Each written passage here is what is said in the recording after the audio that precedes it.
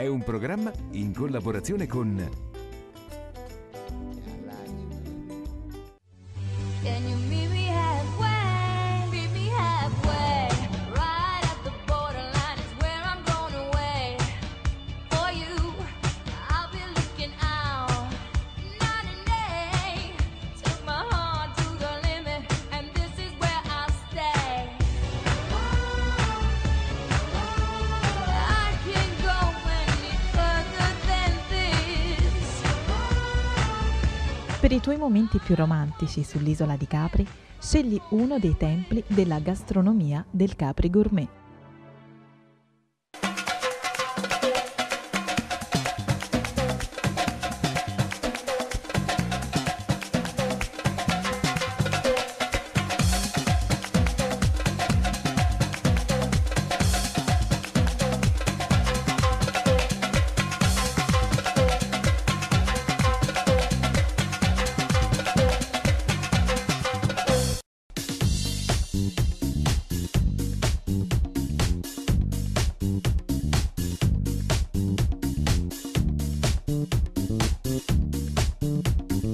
il nostro viaggio a bordo della Sinfonia, una delle tante navi da crociera della MSC, in navigazione per la seconda edizione della Crociera della Musica Napoletana, continua. E stiamo per approdare a Tunisi, da dove i croceristi si preparano per una nuova e entusiasmante escursione nella medina di Sidi Bou Said. Adesso andiamo a fare una bellissima escursione. Ciao bimbi! Ciao, diglielo ciao. tu, vai. Ciao bimbe!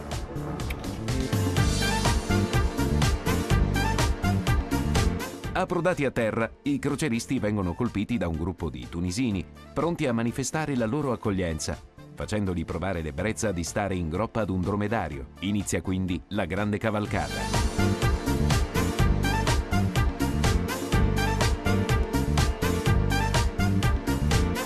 Tutto bene, tutto benissimo, le persone sono squisiti, la cucina è molto buona, tutto bene. Napoli TV! Benvenuti. Napoli TV. Andremo alla città delle scienze delle arti. Ancora? As a child I knew that the stars could only get brighter and we would get closer.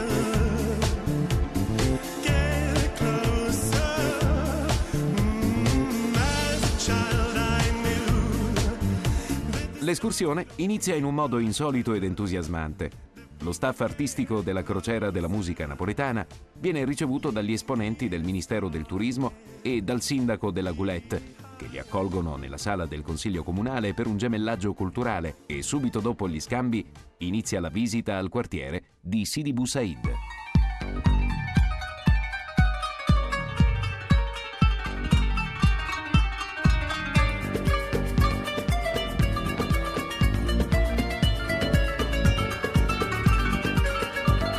Sidi Bou Said è un pittoresco villaggetto situato a pochi chilometri da Tunisi. È la riproduzione perfetta di un piccolo borgo arabo-andaluso.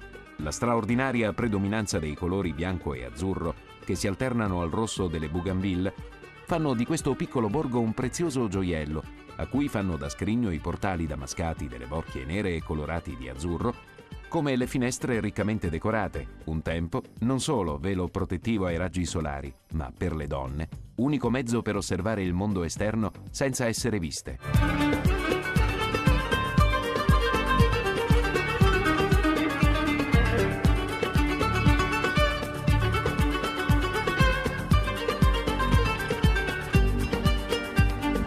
La visita al piccolo borgo termina con una immancabile sosta ad uno dei locali più tipici della zona, il Café de Nat, per l'immancabile tè alla menta e, perché no, una tiratina al tradizionale narghilè.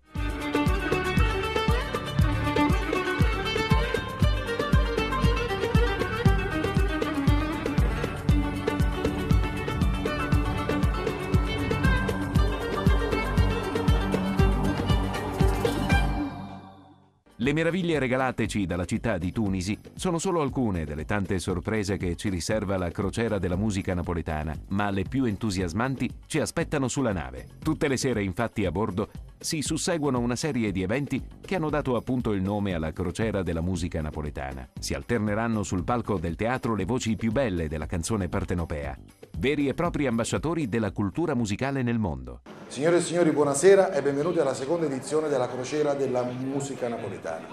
Che cos'è l'evento della crociera della musica napoletana?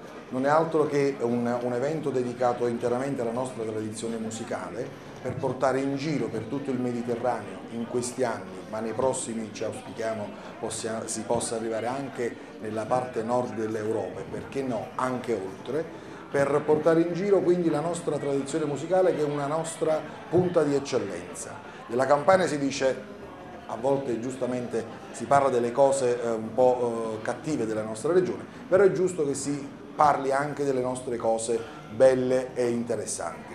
Stasera a cantare le nostre belle canzoni abbiamo un favoloso interprete della canzone napoletana. Signori, ecco a voi Mario Maglione.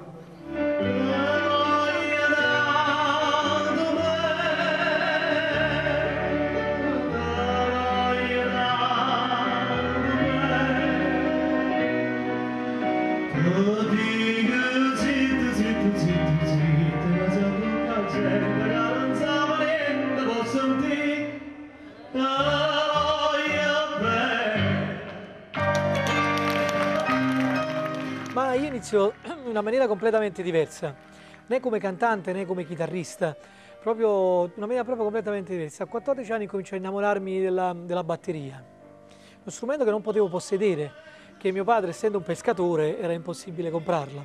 Allora me la andavo a studiare, a suonare nella chiesa di Piedigrutta, dove ci sono le famose associazioni cattoliche. La suonavo lì e feci un gruppo, nascendo in un convento, come si poteva chiamare, i Figli degli Angeli. Ma perché questo mitico padre Camillo, che ha più di 80 anni, che c'ha anche la mensa dei poveri al Corso Vittorio Emanuele, che è fantastico, chiama tutti Angioletto. Allora ci facemmo questo gruppo con alcuni amici nostri e abbiamo suonato per 6-7 anni in giro, festicciole. Prima si usavano, negli anni 70 si usavano i dancing, e poi l'ultima parte dei locali americani ho cominciato anche a farli anch'io. Poi dopo c'è stato il servizio militare e lì ho cominciato a cantare alcune canzoni. Dice: ma tu sei napoletano, non canti le canzoni napoletane? Suonacchiavo anche la chitarra, perché suonacchiavo anche il pianoforte. E ho cominciato a Campobasso, con questa chitarra, e ho visto che Paolo Menotto, tutte queste canzoni mi piacevano proprio tantissimo, Questo è dal 1974. Poi ho avuto una pausa molto bella e importante, andai a fare uno del gruppo dello spettacolo di Masaniello con Mariano Rigilo, Lina Sassi, sempre come cantante e attore, e poi da lì ho cominciato proprio piano da solo, con dei baffi, occhiali scuri, per oltre un ventennio.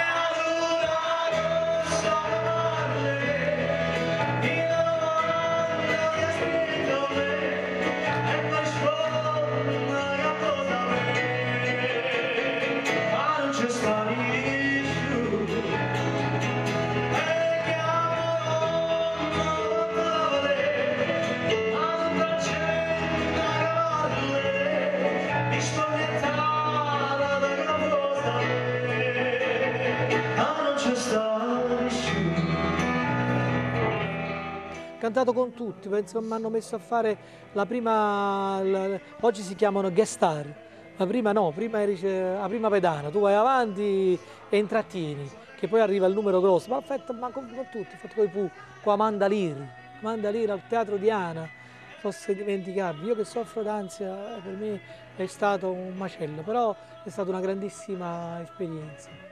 Sempre negli anni 70 ho cominciato anche ad andare in giro per il mondo, all'estero, ho fatto tantissimo e continuo a farlo. 7 volte Australia, 5 volte il Giappone, tutta l'Europa.